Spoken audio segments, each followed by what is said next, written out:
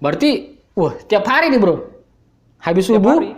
habis subuh ke Pawo Habis Terek subuh, dulu, ya, foto-foto ikan, apa yang datang, foto ikan, ya, foto ikan, ada udang, cumi, kepiting, habis itu orang pesan kasih ya, harga, ya toh, tawar-menawar, baru ya, sama tawar pelanggan, menawar, ya toh. ya, sama pelanggan, sama penjual juga kita tawar-menawar. Habis itu Sekian, Pak, sekian. ongkir. Ongkir, ya. Ada kena ongkir berapa? Ongkir, kalau daerah kota biasa 5.000, daerah agak luar kayak BTP, Daya, itu biasanya 10.000, tapi kalau luar Makassar biasa 15.000, kayak seperti Goa, itu 15.000. Maros. Berarti semua pesanan dulu dikasih kumpul dulu, habis itu baru diantar. Tidak juga. Jadi pengantaran mulai dari jam 9. Jadi siapa yang memesan dari sebelum jam 9 langsung diantar. Oh. Pengantaran kedua jam 11. Sampai memesan lewat dari jam 9 sampai antara jam 9 sampai jam 11 itu diantar jam 11. Siapa yang antar itu, Bro? Ada kurir? Ada tim. Oh. Jadi istri sebagai admin, saya sebagai yang ujung apa istilahnya di garda terdepan nih ke pasar. Ya siap-siap kotor ya kalau pulang itu dari pasar ya, Masya Allah, kebo ikan asin ya. Iya. Kalau kan ke pasar ya, Masya Allah, itu luar biasa ya. Itu celana saja itu kadang ya hilang-hilang baunya walaupun dicuci 2 kali. Ya. Iya, Bro, pasti begitu kalau ikan itu. Iya. Jadi, berarti memang harus ada celana khusus. Iya. Pertama-pertama itu kayak hari pertama kan agak biasanya di pasar itu secepat saya itu biasanya di pasar dahulu itu kalau ke Potere secepat mungkin 15 menit, setengah jam itu sudah keluar karena tidak tahan baunya. Sekarang saya harus minimal dari jam 6 sampai jam 11. Jadi kira-kira 5 jam di pasar. Jadi ya, lama-lama ya alhamdulillah. Ada di Facebook, ada grup Facebooknya nih, Bro? Atau page? Enggak, saya di Makassar Dagang, saya posting ke situ. Oh, posting di Makassar Dagang. Nanti posting juga nomor WA-mu, Bro. Siapa tahu nanti teman-teman yang melihat video ini kan bisa pesan ikan online melalui dirimu. Oh, iya, dan bisa insya Allah naik omset pemesanan ikannya. Yang saya mau tahu ini, Bro. Saya dulu, saya potong. Saya ini kalau pulang di Makassar, kebiasaanku mesti minta kepala ikan tuna. Kepala ikan tuna biasanya itu dijual di Pasar Telo. Ada biasanya pagi-pagi itu dia jual khusus untuk dari kepala tuna. Biasanya udah diambil dari pabrik. Iya, betul. Nah, di sini di Surabaya enggak ada. Itu apakah tergantung pabriknya atau bagaimana ya, Bro? Apakah bisa enggak kalau kau kirim di sini contohnya ya, kirim kepala ikan yang ada di Makassar ke Surabaya atau bagaimana, kan kita bisa juga buka market di sini. Karena kepala tuna itu paling enak, Bro, dari ikan tuna itu. Bagian terenak itu, beneran. Iya, Mas. Kalau di sini Makassar orang tidak suka, sebetulnya kurang sama ikan kepala tunanya, sukanya sama tuna filetnya. Tapi kalau seperti kayak tadi itu kepala tuna itu memang kan Makassar itu termasuk penghasil tuna terbanyak di Indonesia, tuh Makassar itu. Makassar. Lain yang ke Makassar itu. Iya. Oh. Tuna-tuna mulai dari yang baby tuna yang 2 jari ada sampai yang ukuran kemarin terakhir saya lihat sampai lebih dari 10 kilo. Ada yang sampai 15 kilo ya tuna. Ada yang sampai segitu. Ada yang 1 meter lebih tuh biasanya. Iya, ada yang 1 meter lebih. Cuman begituan kan jarang orang mau beli karena bingung bagaimana cara masuk kulkasnya. Biasa pelanggan. Setahu kan biasanya kalau tuna itu kan Bro. Tuna kan dia masuk pabrik dulu tuh.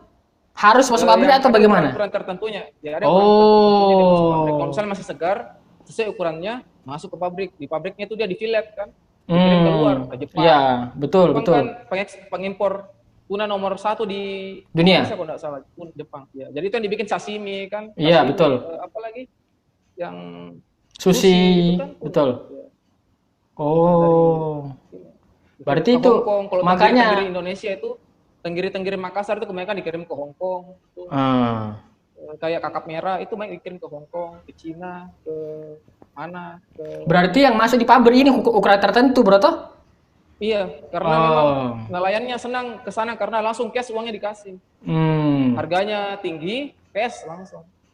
Jadi kalau ukuran yang di bawahnya pabrik itu tadi ya dijual di pasar, begitu? Iya, biasanya. Tapi ada juga kadang di pasar itu istilahnya barang reject dari pabriknya mungkin apa tidak laku, dijual di mana, Ah? akhirnya dijual di pauter. Kadang-kadang ada yang Hmm. seperti itu. Selama corona ini ya, ada beberapa, tapi biasanya jarang. Jadi makanya barang istilahnya best, namanya barang best. Hmm. Barang tidak apa namanya? Barang tidak laku dari pabrik. Iya, iya, Itu iya, iya. biasanya ada udang sito. Pernah dengar udang sito kan? Pernah, pernah yang besar-besar itu toh? Iya, udang windu atau udang, biasa orang bilang udang windu atau udang tiger. Iya. Itu Indonesia adalah salah satu penghasil terbesarnya, itu udang endemik Indonesia, udang sito. Tiger shrimp. Itu iya, itu dia dikirimnya sampai ke Korea, ke Jepang. Itu jadi orang Makassar, terutama orang di Hmm. Maros, Pangkep itu banyak budidaya itu di pinggir laut, dikirim ke luar negeri langsung. Woi, masuk ini, Bro. Makanya harganya mahal, tidak masuk akal juga, biasa 150.000 per kilo. Tapi enak, Bro. Enak sekali ya. Enak, enak. Kan kualitas nomor satu itu hanya ada di Indonesia dan Malaysia, itu endemik. Dan sekarang kita ekspor bibit lobster, Bro. Ya, Kita sekarang ekspor bibit lobster juga. oh kita, Bukan. Indonesia. oh iya betul. Peraturan baru. Tapi itu sebetulnya, iya, saya baru dapat itu. Ternyata memang, tapi itu sebetulnya tidak boleh karena di Indonesia sudah langka, Betul. sudah langka. Jadi yang kemarin begini sih, yang kemarin dari saya lihat penjelasannya Bu Susi juga itu, eh, Vietnam kan menjadi eksportir lobster nomor satu di dunia. Iya. Tapi bibitnya dari mana? Dari Indonesia. Lah, kenapa kita tidak menjadi pengekspor nomor satu? Kenapa kita kasih ke Vietnam? Iya. Itu problemnya saya tidak tahu, mungkin masalah politik bro. Cuman kan kepentingan di situ juga banyak. Itu yang tidak bisa kita handle juga. Cuman pesanku satu bro, kalau ada kok dapat kepala tuna, kabari saya. Mungkin bisa Oh iya. kirim-kirim ke Surabaya bro. Saya sangat berminat. Iya, insya Allah. Siap-siap. Apa namanya? Toko ATK kamu ada di mana? Ada toko enggak? Di Perumna Santang kan itu tadi di fotokopian. Hah? Oh, di situ juga semua. Ya. Oh. Jadi kami mulai dari mesinnya, perawatannya, maintenance-nya, bongkar-bongkar mesinnya, bongkar-bongkar komputer, bongkar printer, saya semua. Oh. Biasa jadi pagi, tengah malam, kadang kalau selesai tutup toko itu ya pasti cek-cek itu semua. Besoknya harus barang harus semua ready. Harus semua siap digunakan. Betul. Jadi semua karyawan sekaligus owner ini. Iya. Iya. Mantap. Karyawan merangkap tukang jilidnya, merangkap karyawan, tukang jilid, teknisi. Ya. Loh, berarti ini di daerah Makassar, ya? Kuliahmu ini di jurusan Telkom atau bukan? Kuliah di Iya betul, Telkom. Telkom. Berarti sama kayak Rais enggak? Oh iya, saya satu SMK Telkom sama saya. Oh, SMK Telkom. Andi Nurul Utami Hussein, Andre Pratama, Andrew Pratama ya. Terus yang tinggi-tinggi itu siapa ya? Arianto Gustaf sama Rasundun. Terus juga Andi Juswantar, itu sama-sama dari SMK Telkom. Juswantar itu saya biasanya kontak sama Juswantar yang si anak yang mempunyai danam tertinggi di SMP 8, bro. Betul, dulu dia punya itu kalau nggak salah 47 ya. 48 apa 47 itu? Iya, 47-an kalau nggak salah. Itu tertinggi misal Sulawesi Selatan di Pangkep. Saya dulu selalu dibandingkan dengan Juswantar itu pas kelas 1, bro. Iya. Ini ikhlas ini saya paling bawah di danamnya. Juswantar nomor 1. Luar biasa. Tapi saya biasanya kontak sama Juswantar itu karena yang dia kan kopi juga. Iya. Jadi kan dia buka usaha di ini ya, di Playover. Iya, Playover dekat situ, The Gatsu. Dulu kan barbershop terus dia bikin kopi juga. Iya betul. Guts, namanya kalau ya Guts. Iya. Sekarang berubah. Udah tau apa namanya, saya kemarin lupa itu. Berubah namanya, di branding sama dia. Ya karena sempat saya kan kemarin dia main kopi juga. Saya bikin brand kopi saya ambil bean dari beberapa daerah di Jawa Timur. Dia coba dan dia suka. Jadi sempat saya transaksi. Cuma sekarang kalau saya sudah berhenti main kopi karena persaingan terlalu besar di Jawa. Betul. Bro. Susah. Di Makassar saja itu juga banyak sekali ini ya, jenis-jenis kopi, orang buka kedai-kedai kopi. Buka tutup. Jadi ada yang bertahan, Betul. ada yang tutup, ya. Apalagi sekarang pandemi begini, saya akhirnya pindah melapak, bro. Jadi karena kan sekarang orang itu tidak mau datang ke sebuah restoran kalau restoran ini atau tempat kafe ini tidak menyajikan atraksi yang menarik, Iya. begitu. Kalau tidak Ada tidak nilai terlalu bagus, lebihnya, betul. ya. Harus ada value-nya. Kalau tidak terlalu Iya. bagus ini kafe, saya tidak bakal datang. Saya juga pun tidak bakal datang kalau tidak urgent. Begitu mungkin pemikirannya orang. Nah, makanya kemarin tuh saya jual kopi, saya datang ke perumahan. Kebetulan di perumahan-perumahan itu kan menengah ke atas, ada temanku yang rumahnya di sana. Saya datang ke sana, saya buka lapak dari pagi sampai sore, dan itu penjualan bagus, bro, sebenarnya, bro. Jadi sekarang itu bisnis model yang harus kita anut itu, kita jemput bola. Iya, Kita lewat order pesan online, kita antarkan, terus mereka bayar di tempat. Kalau kita sekarang cuma mengandalkan kita buka tempat offline dan mengharapkan orang datang, itu sudah susah sekali di sini. betul sekali, betul sekali. Nah itu Susah. membuat saya kemarin usaha ikan itu, karena sebulan lebih itu kan saya tokonya tutup ketika itu. Betul. Fotokopian kan, jadi otomatis tiba-tiba tidak ada pendapatan, tidak ada pekerjaan. Sementara karyawan kan ada, terus mereka bertanya kapan buka lagi, sementara pemerintah harus menutup toko kan, begitu. Begitu. Saya harus di rumah, apa kira-kira saya punya di Makassar ini ya? Hmm. Oh, saya harus mikir kok dalam suatu masa-masa pandemi seperti ini, kira-kira usaha apa yang bisa bertahan? Saya berpikir, oh makanan, pas semua orang butuh makanan kan, ya, makanan. Terus bagaimana caranya, makanan apa kira-kira? Kebetulan ibu mertua saya orang Sidrap. Oh, saya bisa usaha beras kayaknya ini dengan telur. Saya pikirnya begitu. Tapi kalau begitu di Makassar persaingan keras kan, Betul. beras dengan telur. Terus akhirnya saya mikir, kenapa bukan usaha ikan saja? Orang Makassar suka makan ikan. Akhirnya saya menghitung, saya bikin peluang ya. Jadi peluang saya harus bikin kira-kira kemungkinannya orang yang akan memesan ikan di saya itu berapa. Jadi saya tidak buluk-buluk. Jadi dalam grup itu saya tembak 1% lah. 1% ada yang beli setiap hari. Alhamdulillah. Jadi kita usaha itu ada step-stepnya, harus ada visi dan misi yang jelas. Betul. Supaya kita ada target-target, karena kalau usaha tanpa target itu juga kurang ini. So, yang penting ada saja. Jangan seperti harus ada. Harus jelas hitung-hitungannya, betul. Jelas, iya ada ya. Jadi ini harus jadi target pertama. Step pertama harus punya pelanggan. Begini. Step kedua nanti kami akan usahakan, rencana saya tahap kedua akan mengadakan ikan fresh frozen. Jadi langsung dari nelayan.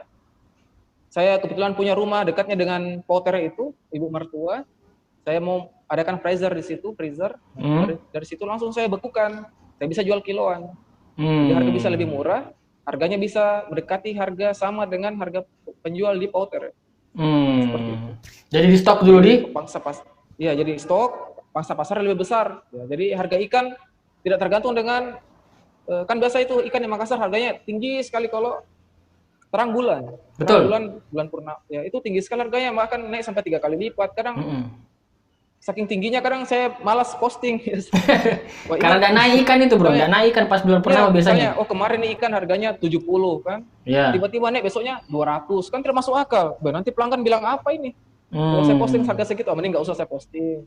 Tapi kalau ada yang tanya, tetap saya posting. Betul. Jadi saya memposisikan diri saya juga, bagaimana caranya saya sebagai pelanggan. Apa yang pelanggan inginkan, saya harus bisa pahami seperti itu. Betul ya, bro. Jadi sekarang itu yang harus kita siapkan itu bagaimana produk itu bisa retail, dia bisa bertahan lama, ya toh. Dan jadi dalam keadaan apapun kita bisa siap. Betul. Jadi contoh kemarin saya juga sempat bikin sama kopi sama donat. Donatnya sebenarnya ini saya jual juga, cuman kemarin saya bikin ini sama istri, bikin donat kentang sama kopi itu. Setelah kita bikin dan orang repeat terus, kadang orang repeat kadang enggak kan, akhirnya kita enggak bisa sustain. Iya. Nah, ketika itu saya langsung bikin donat, saya frozen kan, dan alhamdulillah jalan, bro. Lebih enak seperti itu sebenarnya. Ya, betul. Jadi orang tinggal kita sederhanakan lagi SOP-nya SOP kita sederhanakan lagi, bagaimana caranya itu bisa cost kita tekan, waktu kita bisa lebih singkat lagi untuk bikin SOP-nya itu. Ya. Nah, itulah tantangan dari pengusaha. Jadi itu pengusaha itu adalah orang yang melihat peluang. Betul. Apa yang dibutuhkan oleh orang, dia bisa sediakan. Nah, itu dia. Betul. Itu pengusaha. Betul. Jadi menghadapi persaingan itu wajar. Persaingan contoh penjual ikan di Makassar banyak, ya wajar.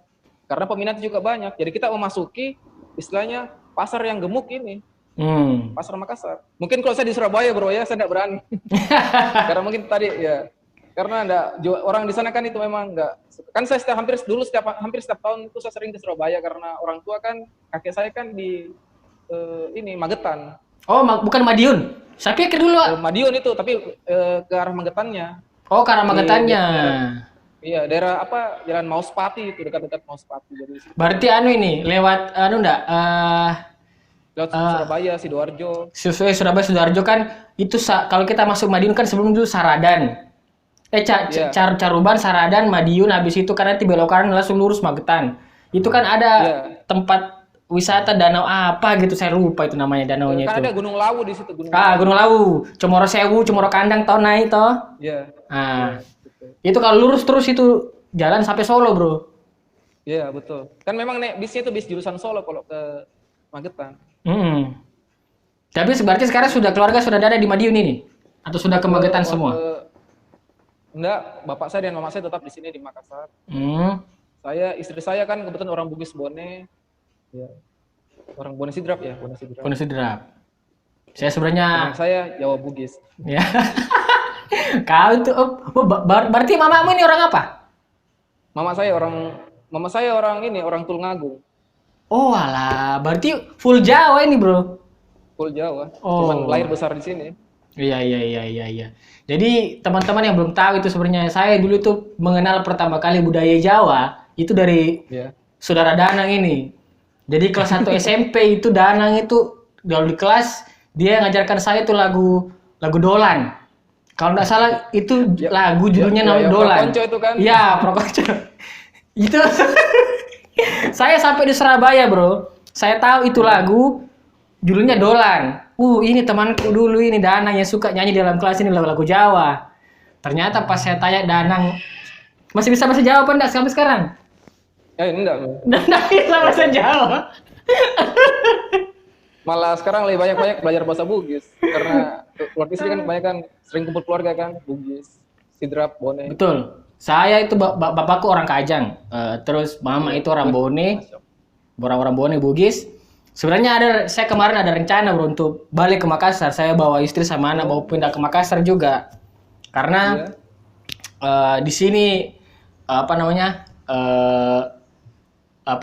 saya rasa stuck juga. Terus sama mama juga bilang mau sering-sering ketemu cucu. Makanya sekarang kemarin itu saya rencana mau pindah, mau balik ke Makassar. Cuman karena pas pandemi ini mundur bro rencananya bro.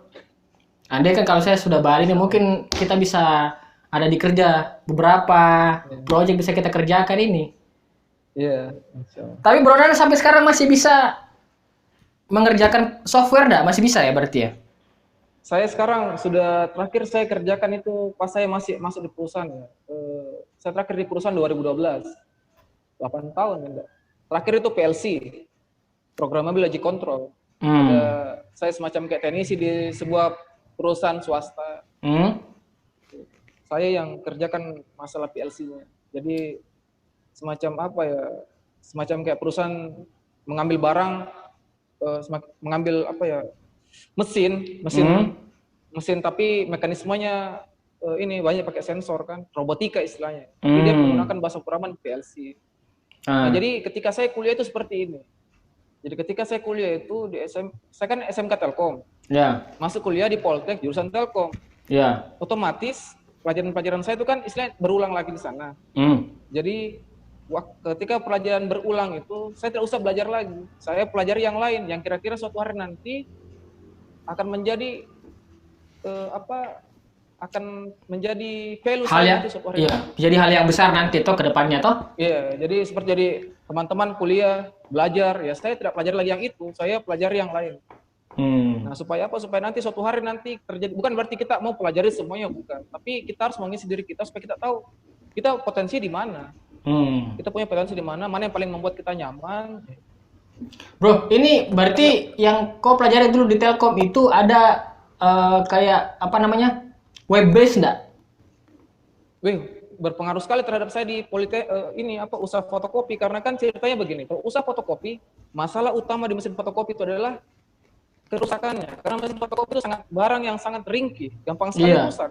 Ya apalagi Banyak kalau sensor. paper jam toh, paper jam ada yang nyangkut Iya, di paper dalam jam. itu Kenapa kertas. ini masalahnya itu satu paper jam saya itu ada banyak sekali masalah, sensor apa yang bermasalah, bagaimana timingnya yang masalah gimana.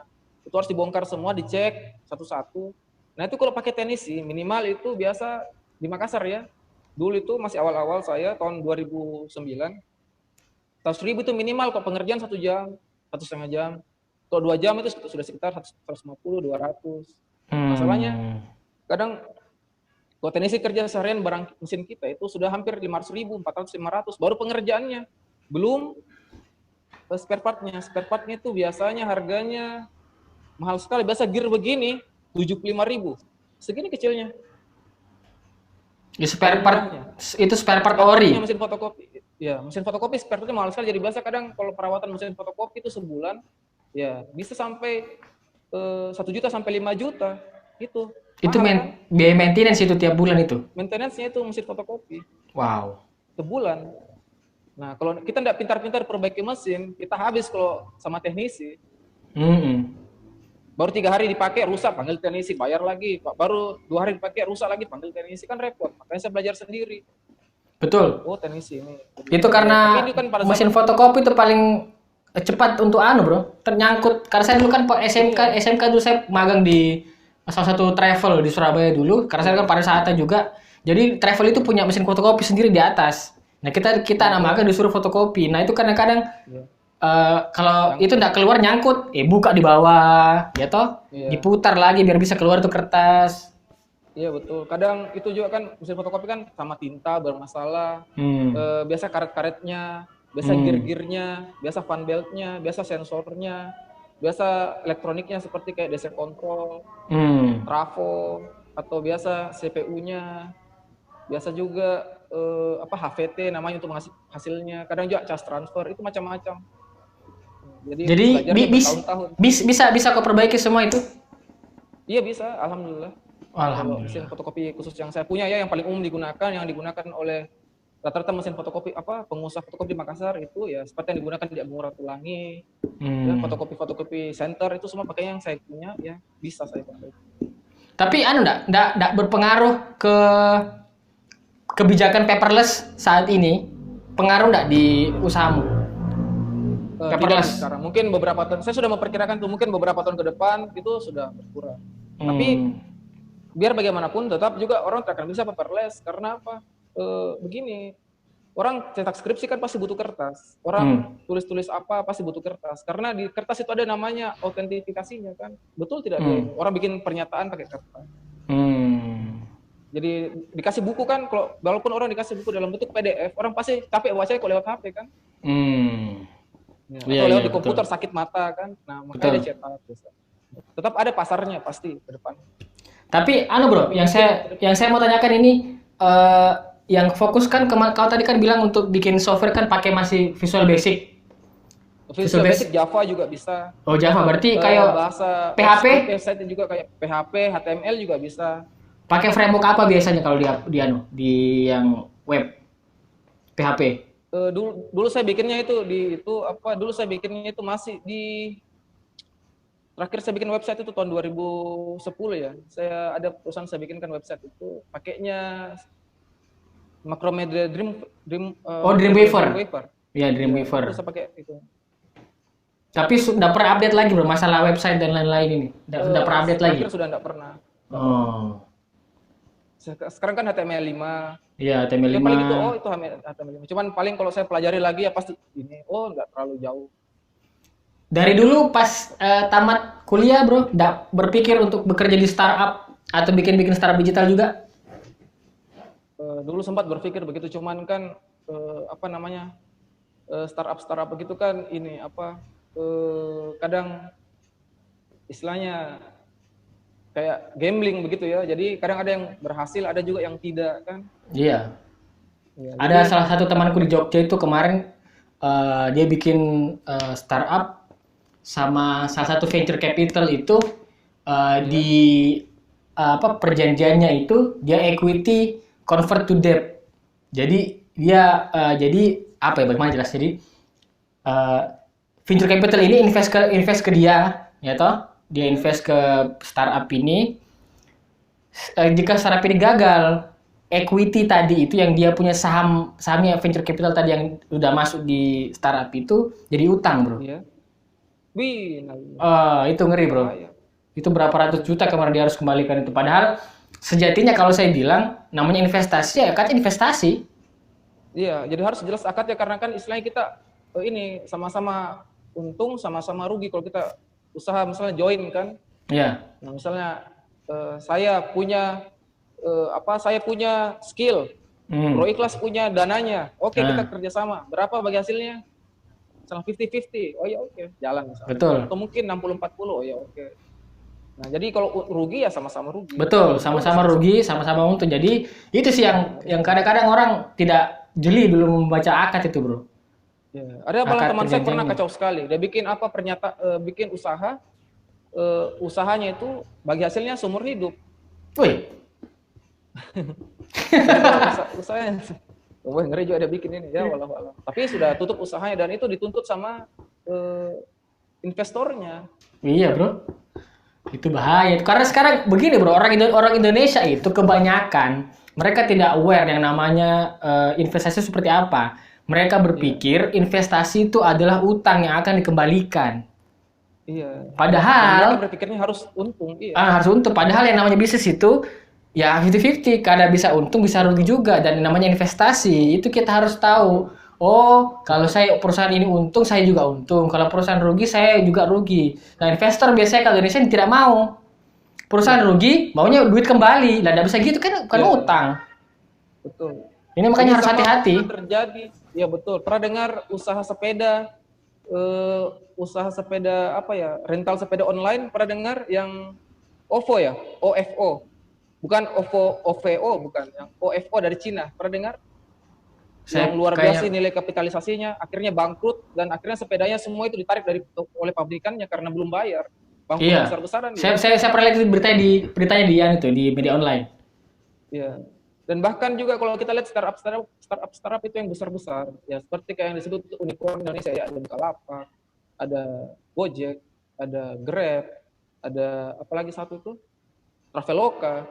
Itu mereka pada dasarnya belum untung. Mereka semua masih bakar-bakar duit. Iya. Ya, jadi cerita itu mereka menarik investor sebesar-besarnya, membakar uang sebanyak-banyaknya untuk menarik menarik pelanggan dan menaikkan kapitalisasi nilai valuasinya mereka. Betul. Nah, seperti kayak contoh kayak Gojek. Gojek itu saya dengar-dengar ya, itu sudah berapa triliun dia bakar uang? Antara 5 sampai 50 triliun kira-kira dia bakar uang. Iya. Dan itu belum ada untungnya 1 sen pun itu Gojek. Nah, jadi pertanyaannya, investor dapat uang dari mana? Jadi bagaimana? Jadi ini sedikit kita belajar dari startupnya di era sekarang ini, startup era sekarang. Ya, bahwa bagaimana cara investor mendapatkan uang. Misalnya begini, saya memulai usaha Gojek, misalnya kan, saya butuh dana 1 miliar. Oke. Nah, jadi saya bilang sama Bro Ikhlas, bro saya butuh dana sekian 1 miliar, saya bikin usaha Gojek, kalau mungkin berinvestasi, kita punya 50% saham dari saya. Saya 50%. Nah, jadi ketika usaha saya jalan, valuasi saya meningkat, akhirnya saya ajak lagi orang lain, bro saya butuh dana 10M untuk usaha saya ini. Kalau mau, nanti saya jual sekian saham saya. Jadi misalnya tadi saya punya saham, kalau saya tidak jual saham saya terbitkan lagi saham. Iya, right issue namanya itu, bro. Paham. Jadi seperti itu. Nanti akhirnya lama-lama itu yang tadinya investor pertama tadi itu yang menyumbang yang pertama kali itu 1M dia, akhirnya suatu ketika dihitung sahamnya, walaupun mungkin suatu hari nanti dia punya cuma 10%, tapi misalnya nilainya suatu hari valuasi dari Gojek ini sudah 50 triliun, bayangkan. Dia punya 10%, berarti sudah punya berapa? 5 triliun. Banyak, bro. Maksudnya? Paham. Banyak sekali. Bayangkan dari 1M jadi 5 triliun kira-kira. Betul. Karena dia itu sih, permainan valuasi sebenarnya ini. Jadi betul. Kalau yang saya pelajari itu, bro. Jadi orang-orang yang mengambil untung itu memang hanya menunggu saat dia IPO. Iya, betul. Kalau dia sudah IPO itu baru dia untung. Nah, makanya itu kalau sebelum dia IPO, orang belum bisa dia katakan untung karena dia masih punya masih berupa bentuk saham yang dia punya hartanya. Betul. Kecuali kalau dia nanti sudah IPO, sudah bisa dijual itu sahamnya semua, itu baru dia liquid dapat uang. Cuman kalau bisa kalau saya bilang strategi seperti itu kan memang untuk long term, untuk duit-duit nganggur. Kalau kayak level-level kita ini bro, yang duit dipakai terus, Ya diputar. diputar terus, saya nggak bisa, susah kayak begitu. Nah ini bro, pertanyaan terakhir ini yang saya mau dari saudara Danang ini, kira-kira motivasi apa yang kita bisa berikan untuk penonton-penonton kita di rumah ini, termasuk teman-teman kita dari SMP8 ini yang belum mempunyai usaha, agar mereka bisa memulai start usahanya mereka sendiri nih, berbagai apa? Kira-kira tips-tipsnya apa? Terus saran-sarannya seperti apa? Ya, Masya Allah. Ya, jadi pengusaha itu sebetulnya pekerjaan yang mulia. Hanya saja perlunya teman-teman semua itu untuk mengetahui tentang hukum-hukum muamalah. Ya. Jadi berhukum supaya kelak perdagangan kita itu hasilnya berkah. Ya. Jadi seperti pada zamannya Umar bin Khattab itu, ya, di pasarnya ketika ada orang menjual harga terlalu di bawah menjual barang di bawah harga, ya katanya Umar bin Khattab, sesuaikan hargamu, sesuaikan harga dengan harga pasar. Kalau kamu tidak memahami tentang fikih muamalah, jangan dekati pasar ini. Nah, seperti itu. Artinya apa? Kita sebagai pengusaha harus mengetahui tentang fikih muamalah seperti itu. Ya, jadi supaya kita terjumus dalam syubhat atau yang haram. Seperti itu. Nah, terus yang kedua, ya kalau kita sudah memulai usaha, mantapkan diri, ya, perbanyak ibadah, ya. Ya karena salah satu yang membuat usaha itu jatuh atau tidak berkembang ya karena maksiat. Jadi kita mau berharap usaha tak maju, tapi kita tidak mendekatkan diri kepada Allah yang Maha memberi rezeki. Ya, jadi harus kita mendekatkan diri kepada Allah, minta kepada Allah rezekinya, jangan lupa minta doa juga dari orang tua. Karena restu dari orang tua itu ya insya Allah. Betul itu bro. Jadi orang tua, istri ya insya Allah. Dan niatkan itu bukan untuk bukan untuk dipakai hura-hura atau apa, tapi memang untuk kita mencari nafkah, ya, untuk kita sedekahkan, ya, bukan untuk kita menggunakan dengan hal yang tidak baik seperti itu. Nah, terus yang ketiga ya kalau kita menjalankan usaha harus punya visi dan misi yang jelas. Ya.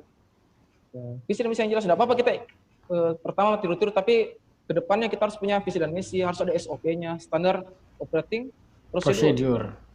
Jadi harus ada SOP-nya. Apa yang kita jual. Nah, seperti yang keempat harus menjaga kepercayaan orang, pelanggan, konsumen. Usahakan amanah. Ya, walaupun kita rugi tidak masalah, yang penting kita dapat kepercayaan orang. Dapat kita untung tapi kepercayaan orang hilang, jangan. Ya, seperti itu. Usahakan kita menjadi orang yang amanah, ya insya Allah. Ya, rezeki itu tidak kemana, ya rezeki itu insya Allah akan selalu datang kepada hamba-hambanya Allah, ya. Ya, terutama kita yang meminta, ya. Ya insya Allah. Perbanyak sholat ini ya, duha ya, sholat tahajud, insya Allah. Perbanyak mengaji ya, insya Allah. Tapi jangan dianggap kalau kita banyak mengaji banyak rezeki, belum tentu, bro ya.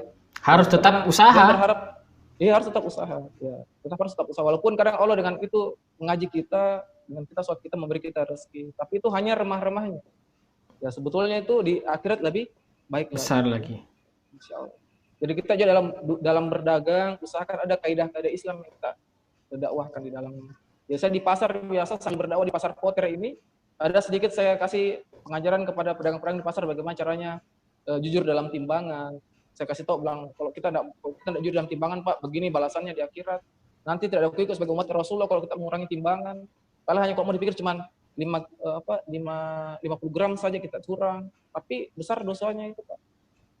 Sholat Pak, mengaji Pak, insya Allah. Lo berarti ini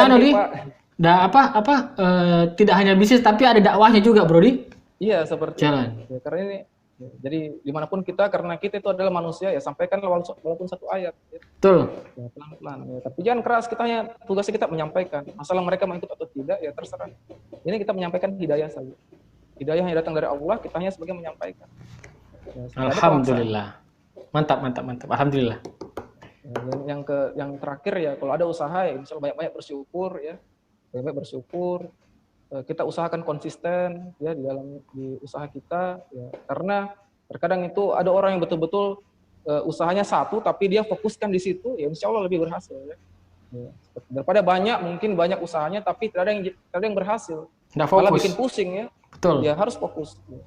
Usahakan kita memahami dengan apa-apa yang kita jual. Kita ada pelajari barang-barang kita. Misalnya saya belajar ikan, menjual ikan. Oh ini ikan apa bedanya ikan cumi putih, cumi merah, cumi setan, cumi apa namanya?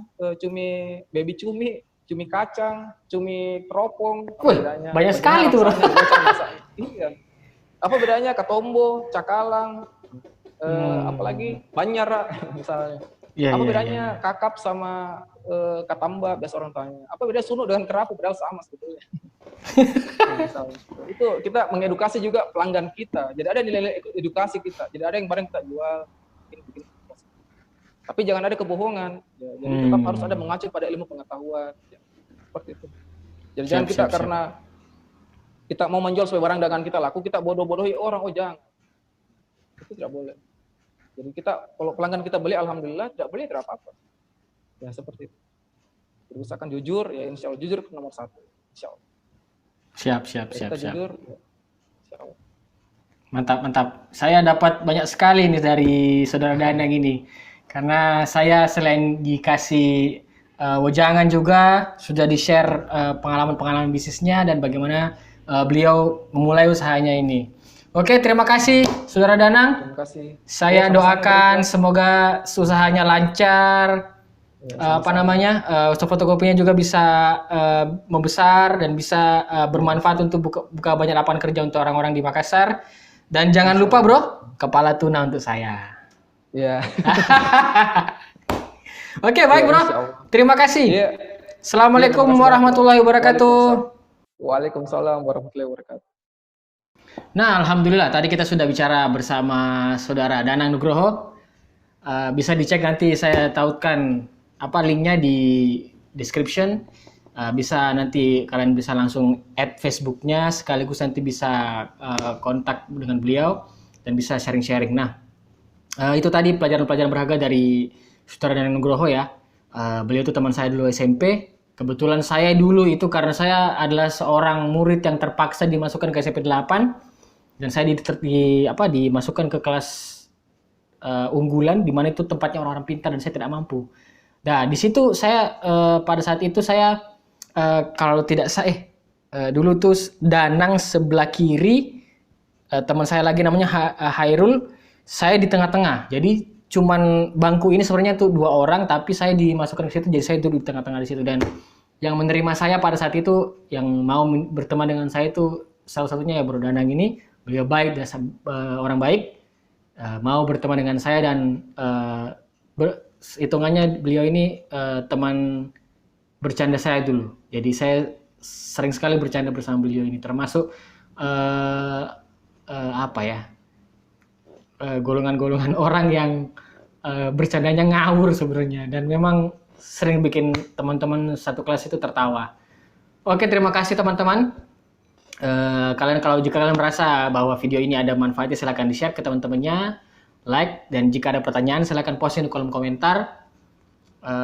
Jangan lupa subscribe video ini dan like videonya. Terima kasih. Saya undur diri dulu. Saya Muhammad Ikhlas. Assalamualaikum warahmatullahi wabarakatuh.